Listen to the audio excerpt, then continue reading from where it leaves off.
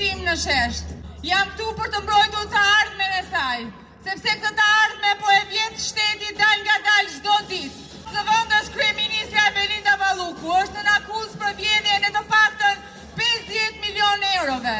Kryetari i Bashkisë Tirana Rio Melia ndodhet në burg dhe akuzohet për vjedhje dhe shpërdorim detyre.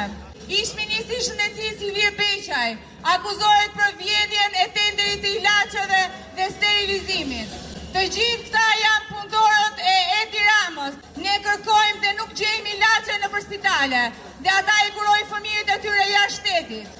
Ne paguajmë për kredi dhe ata zotrojnë nga 300 apartamente. Ne kursejmë për naftë dhe ata lëvizin me avione private. Kjo duhet të marrë fund një herë për gjithmonë. Jeni ju ata që mund ta bëni këtë vend. Ju njerëz të ndershëm që